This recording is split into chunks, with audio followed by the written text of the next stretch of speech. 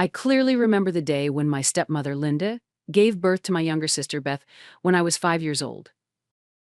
In the waiting room at the hospital, my father, George, held my hand and said, "She's a new member of our family," but for some reason I felt a chill deep in my chest.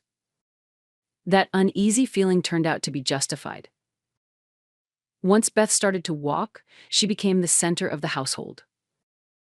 Linda would say Beth is like an angel and take pictures of her every little move.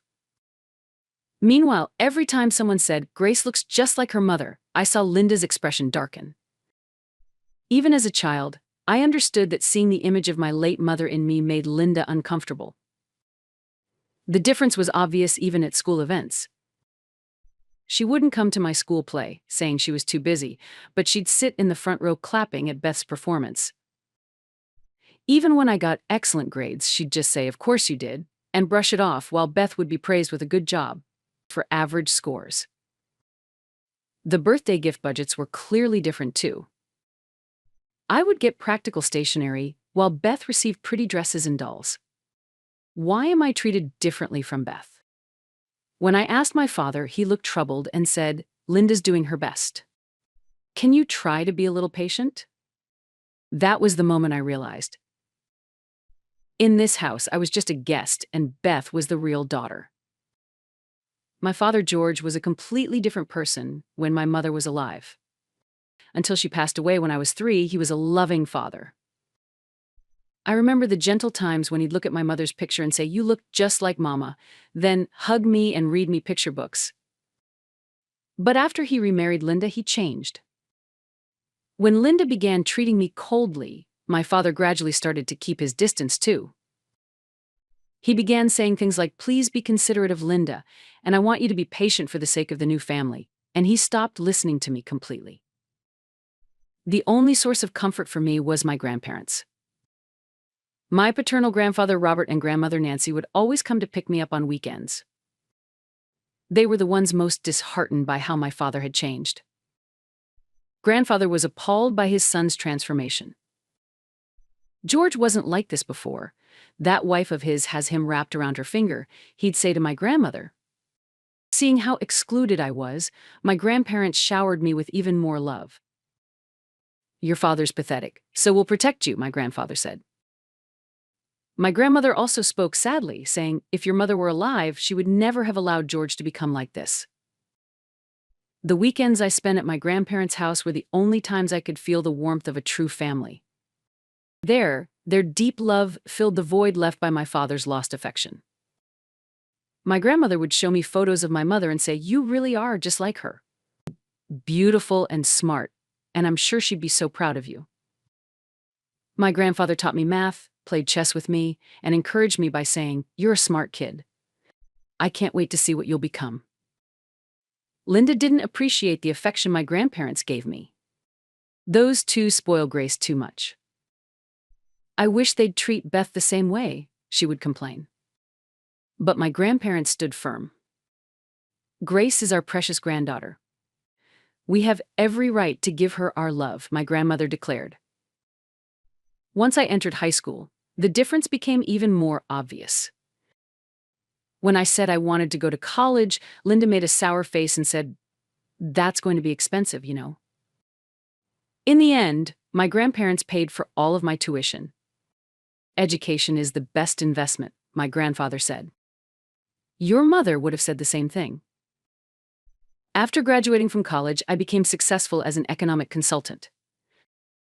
Even after I turned 32 and began earning a 6-figure salary, Linda's attitude didn't change. If anything, she became more judgmental. "It's strange that you're not married despite your high income." "A woman's happiness lies in building a family like Beth has," she would say, constantly denying my way of life.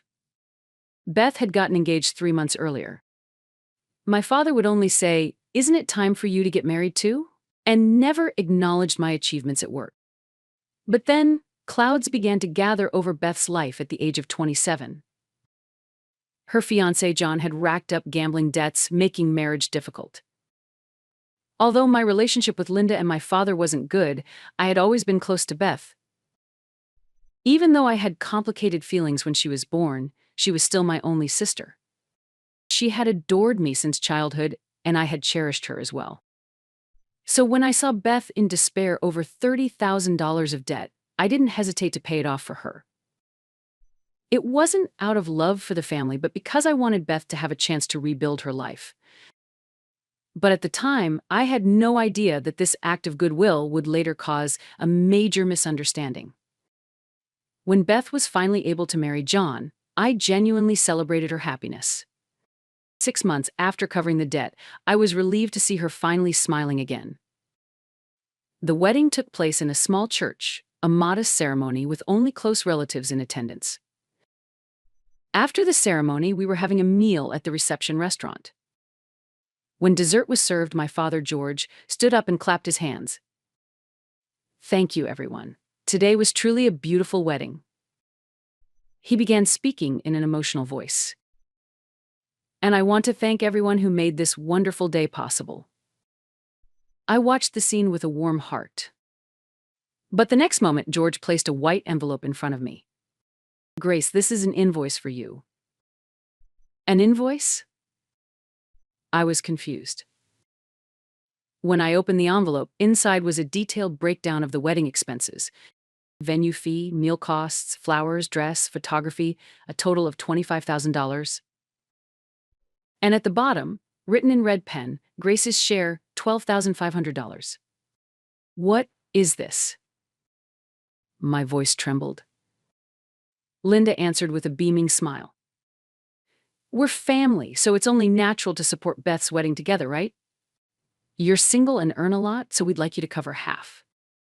I looked around.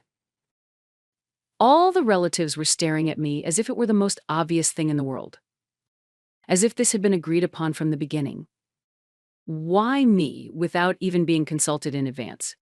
"Well, you're not married and don't have kids, right?" Linda's voice carried no malice. And that made it even more painful. "You don't have much to spend money on, do you? It's best to use it for family. I mean, you even paid off her debt the other day. You must have plenty to spare." "This can't be. And you didn't even talk to me about it beforehand."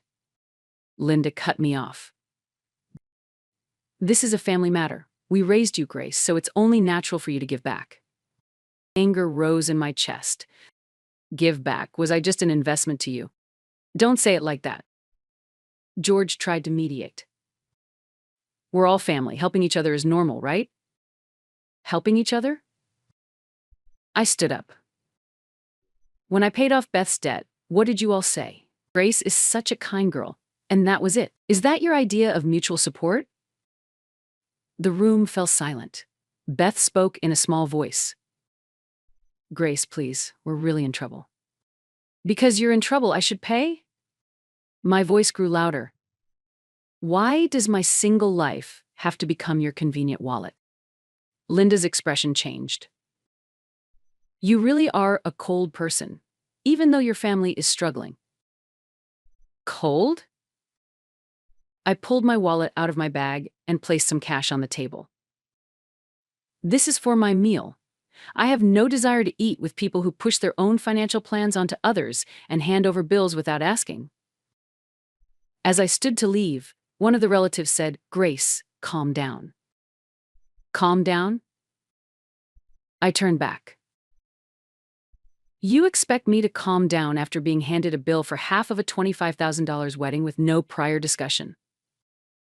Would any of you remain calm if someone suddenly billed you for a wedding you didn't agree to pay for? No one answered. As I walked out of the venue, I said, "Congratulations, Beth. I hope you find happiness. But please stop trying to buy it with my money." Once I got into my car, I began to shake uncontrollably. I didn't know if it was from anger, sadness, or a sense of liberation. The only thing I knew for sure was that something had permanently shifted in my relationship with this family. 3 days after the wedding, my phone began to ring. The first call was from Linda's sister Emily. "Grace, we need to talk." Her voice was cold. "I heard from Linda about what you did at the wedding." "What I did?" "You abandoned your family. Do you know how much you hurt Beth?" Emily's voice became more emotional with each word. You really are selfish, aren't you?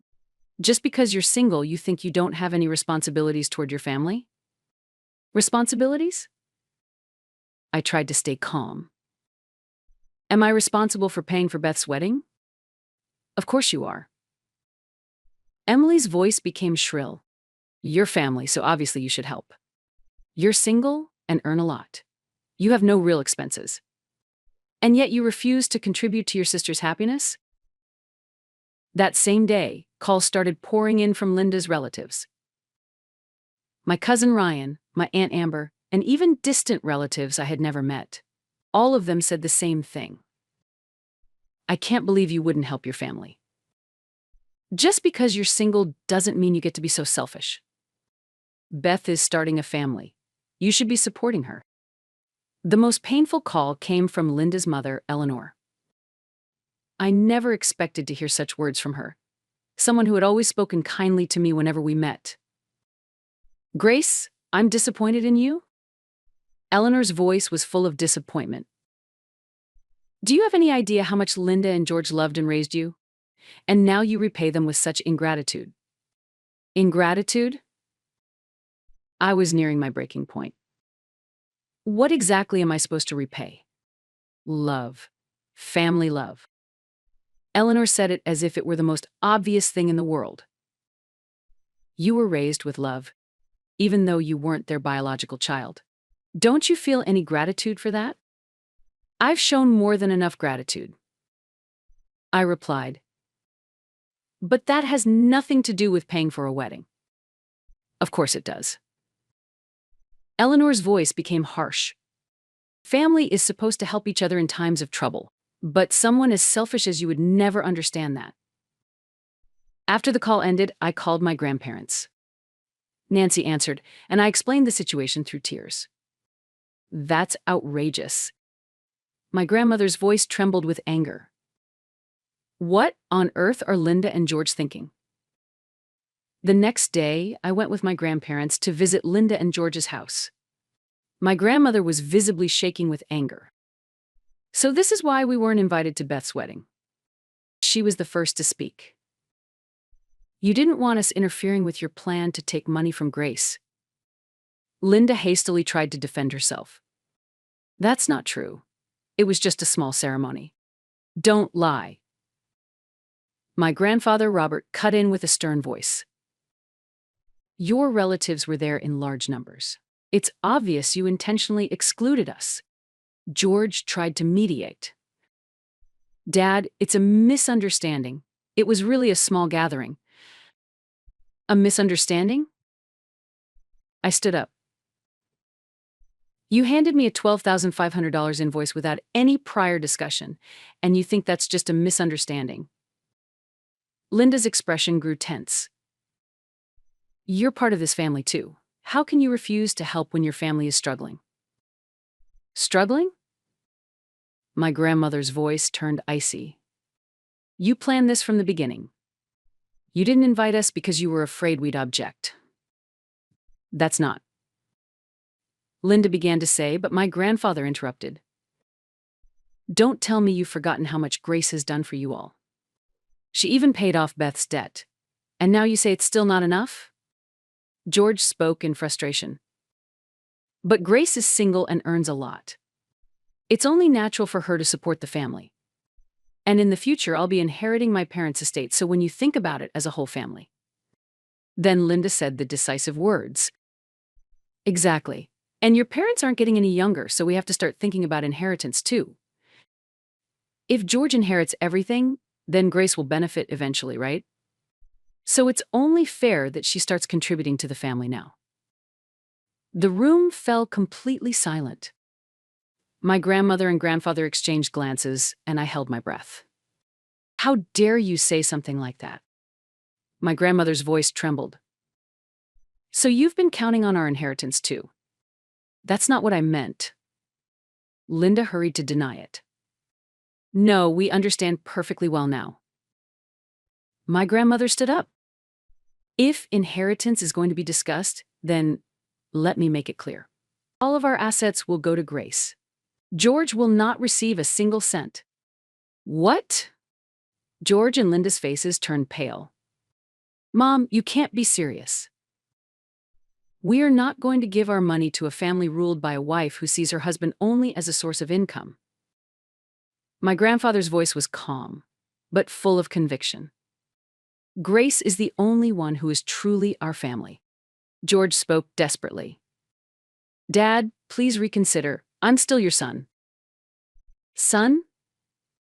My grandmother sneered. If you're really our son, then why didn't you stop your wife from treating your daughter like a source of money? You're nothing but Linda's puppet now. Linda made one last attempt to defend herself. But we raised Grace. Doesn't that count for anything? Count for anything? My grandfather's voice rose in anger.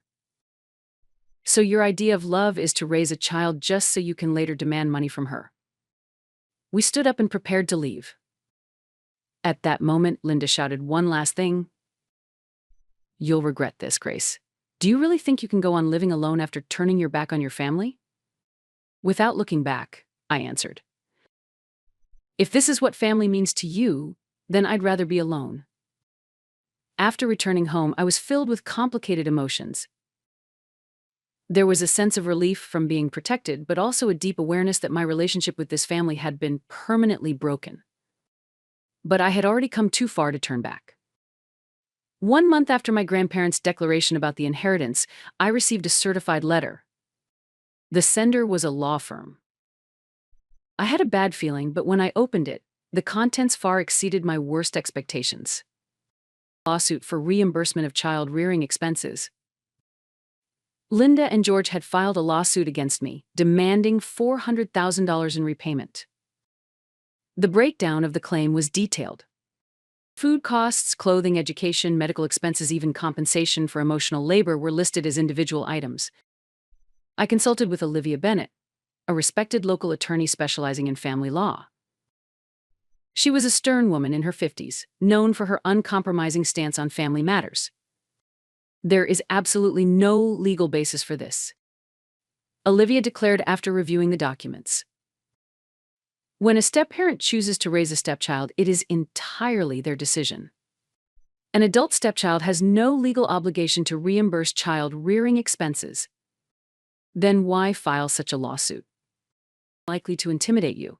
They're hoping that the threat of court will push you to settle with a payment, just to make it go away. On the day of the trial, I went to the courtroom wearing my mother's keepsake brooch.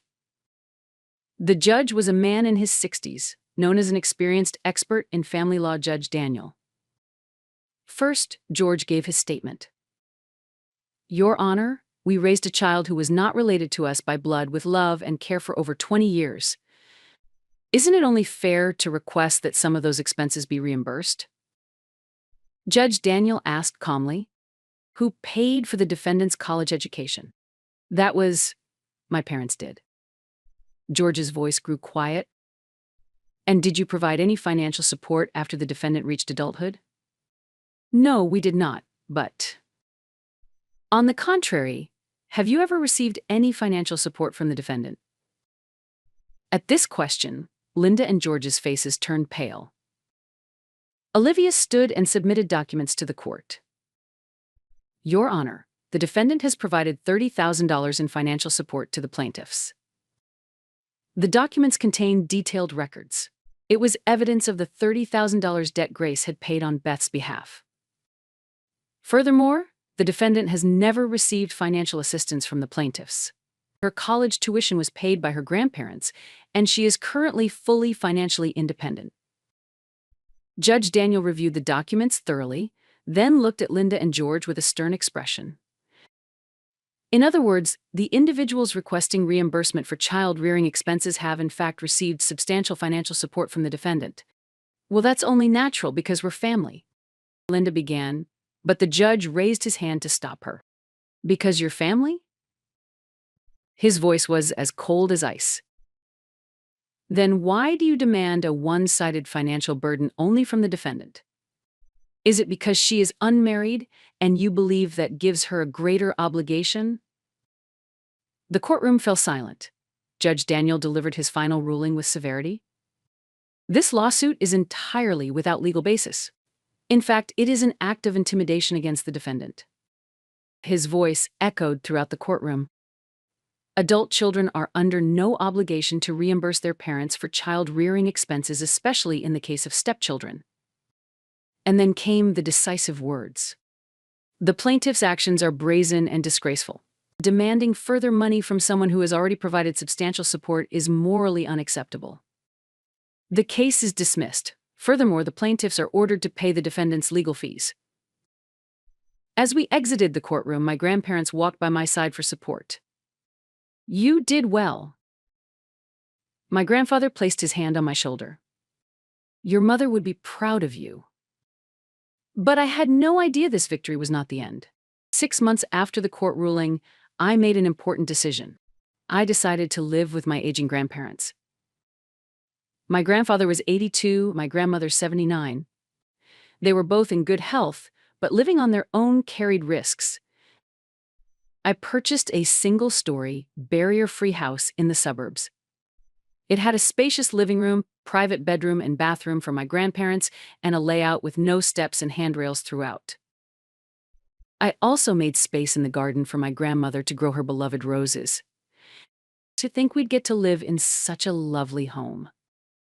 My grandmother was moved to tears. "Thank you, Grace. Truly. Thank you." I hugged her tightly. "It means everything to me to have you both here." Life in our new home was peaceful and fulfilling. In the mornings, I did stretches with my grandfather, and in the evenings, I tended the garden with my grandmother. On weekends, the three of us visited the local museum or library together. It was the happiest time of my life. However, that peace was shattered 3 months later. One Saturday morning, while I was pruning roses in the garden, an unfamiliar car pulled up. Out stepped Linda, George, and Bethany. "Grace." Linda walked toward me. "What a lovely house. It's spacious and it looks like there are lots of rooms. What do you want?" I responded calmly. "We actually came to discuss something." George began to speak. "Beth and John's new place is too small, and if they have a child." I had a bad feeling. "This house has extra rooms, doesn't it?" Linda continued. "We were wondering if Beth and her husband could move in here. We'll pay rent." I was speechless. Even after losing in court, they were still saying things like this. "No, I refuse." I said firmly. "Why not?" Beth spoke for the first time. "We're really struggling. Rent is expensive, and John quit his job. That has nothing to do with me." "You're so cold." Linda's expression changed. "We're family." At that moment, my grandmother came out of the house. "What's going on here?" Her voice was quiet but filled with anger. "It's been a while, Mother," Linda said cheerfully. "Beth and her husband are having trouble finding a place to live." "Leave?" My grandmother's voice was stern. "Right now. But if you don't leave immediately, I'll call the police." After watching the family leave reluctantly, I made up my mind. If I didn't act, the same thing would keep happening. The next day, I went to the police station to seek advice. The female officer in charge listened to me attentively. "This is clearly harassment," she said as she began filling out the paperwork. The matter was already settled in court, and continuing to make such demands is a serious problem. What should I do? First, file an official complaint. Then, we'll issue a formal warning to the other party. A few days later, Linda and George received an official warning from the police. It stated that if they repeated such behavior, they could be prosecuted under anti-stalking laws. Apparently shocked by this warning, they have not contacted me since. About 6 months later, I had an unexpected visitor. The doorbell rang, and when I looked at the monitor, I saw Beth standing there alone.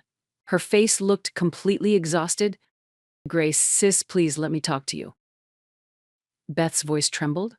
I cautiously opened the door. She had lost the brightness she once had and looked worn out. "I've decided to divorce John." That was the first thing she said. "He just can't quit gambling, and he can't hold a job either." I listened in silence. "I came to apologize to you." Beth continued, tears in her eyes. "I'm truly sorry for everything that happened during the wedding. I wasn't thinking at all. I only now realize how much you've done for us." Beth. "What Mom and Dad did was unforgivable too." She bowed her head. "They treated you like a bank. And I didn't say anything. I'm so sorry." I had mixed feelings. The anger still lingered, but I also sensed that my sister had grown. "Thank you for apologizing," I said quietly. "But that doesn't mean we can go back to how things were right away." "I know." Beth nodded. "But if it's okay, I'd like to rebuild our relationship little by little." After that, Beth started visiting our grandparents' house once a month. She had changed. The clingy attitude she once had was gone. She earned a certification and began working hard. We started with light conversations about politics and the weather and slowly began to talk about old memories and even the future. Things might never return to the way they once were. But as sisters bound by blood, maybe we could build something new. For the first time, I felt a glimmer of hope. As our relationship continued to improve, Beth brought up something unexpected. Race. About Dad. One day she began cautiously. "Dad really regrets everything. He wants to apologize to you." "Dad?" I was surprised. "Yeah, he says he lost his voice to speak up because Mom was always controlling the situation. But after the police stepped in, it finally shook him awake." Beth continued with a serious expression. "He truly regrets hurting you." I hesitated.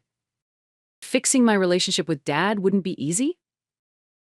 "I'm not trying to force anything." Beth added, "But I want you to see Dad as a person. He made the wrong choices under Mom's influence, but deep down, he's not a bad man. You know that better than anyone." A few weeks later, we held a small dinner for Beth's birthday. She brought our father with her. Linda was not with him. Grace. My father looked at me and bowed deeply. "I'm truly sorry. I hurt you, and I was the worst kind of father." I listened in silence. "If your mother were alive, she would never have forgiven me." My father's voice trembled. "As a son, as a father, and as a man, I was wrong." We didn't talk for long that day, but his apology stayed with me. My grandparents also seemed relieved by his words. After that, we began meeting once a month for short visits, with Beth joining us. My father was trying to change. He showed interest in my work and started being more attentive to my grandparents. He also admitted his mistakes regarding Linda, saying I should have spoken up more. It would take time to fully rebuild trust. But thanks to Beth, a small bridge had begun to form between us. Maybe rebuilding a family was possible. I began to quietly nurture that hope. Now, I spend peaceful days with my grandparents. I've made friends in the neighborhood and started participating in local community events. Sometimes, I go out for meals or movies with friends. But above all, what matters most is having the power to make decisions for my own life. Not to meet someone else's expectations, but to make choices that bring me happiness. That is the freedom I had long been searching for. Grace, the tea is ready. My grandmother's voice called from the garden. I'm coming, Grandma. I put down my pruning shears and headed back toward the house. Simple, yet deeply fulfilling life. This was the life I chose,